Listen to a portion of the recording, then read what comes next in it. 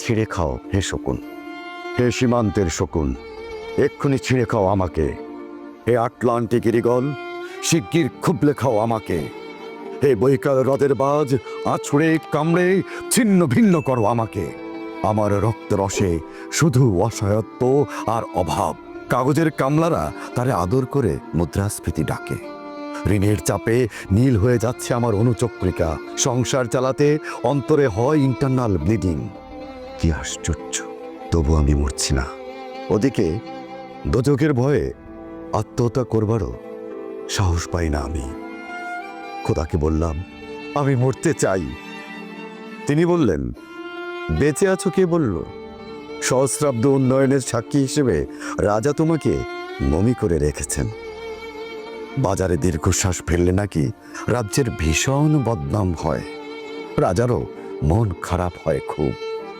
কোতোয়াল্লা ফরমান জারি করেছে, আমাকে সারাক্ষণই হাসতে হবে, নইলে দেশি কুকুর ও বিদেশি মাগুরকে একবেলা ভালো মন্দ খাওয়ানো হবে আমার মাংস দিয়ে। নিত্যদিন ব্রয়লারের ভুঁড়ি নাকি ওদের ভাল লাগে না।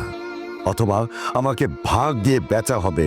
মানুষের তো মানুষ খাওয়ার স্বাদ হতে পারে, তাই না? ভাগ্যিস তা বিদেশি সুপার শপে বিক্রি হবে না। দেশি মানুষেরই তো হক বেশি আমাকে খাওয়ার। এ দোজকি যখন নিয়তি, তখন আমি উদাম হয়ে ডাকছি দুনিয়ার শ্রেষ্ঠ মাংসাশী বিভবদের। হে ঈগল, চিল ও ভয়ঙ্কর বাজেরা, হে সাম্রাজ্যবাদী সাহসী শকুনিরা, তোমরা F-35 এর মতো, MiG-29 এর মতো দল বেঁধে হামলে পড়ো আমার বুকে।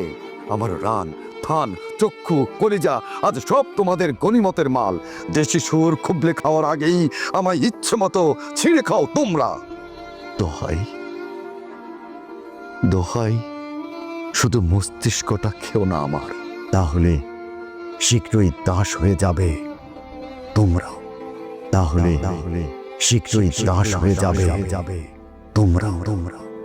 ওসমান